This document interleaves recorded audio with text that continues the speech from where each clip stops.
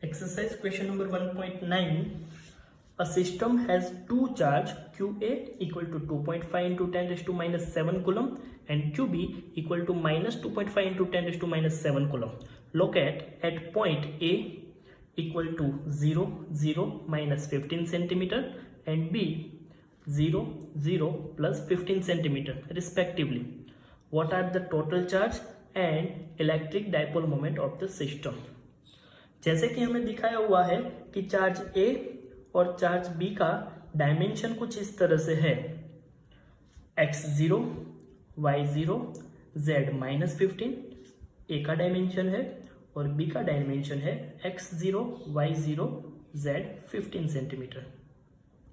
First question पूछा हुआ है what are the total charge of the system. So the total charge of the system Q equal to QA plus QB। QA है 2.5 into 10 to minus 7 coulomb और QB है minus 2.5 into 10 to minus 7 coulomb. So net charge of the system is 0। Second question पूछा हुआ है electric dipole moment find करनी है system की। तो पहले तो हमें इस दो चार्ज के बीच का सेपरेशन डिस्टेंस फाइंड करना होगा। तो यहाँ पे सेपरेशन डिस्टेंस होगा distance between two charge at point A and B, D हो जाएगा पॉजिटिव 15 माइनस नेगेटिव 15।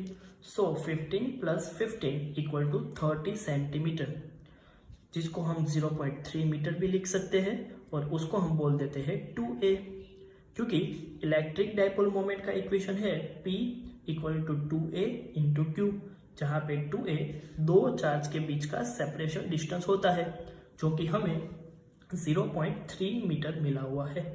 वैल्यू रखेंगे 2A इक्वल टू 0.3 और चार्ज Q दिया हुआ है 2.5 इंटू 10 रेज़ टू माइनस 7।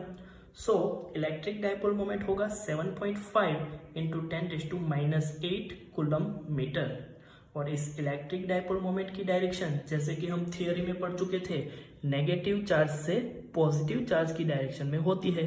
तो यहाँ पे इसकी डायरेक्शन हो जाएगी अलोंग BA।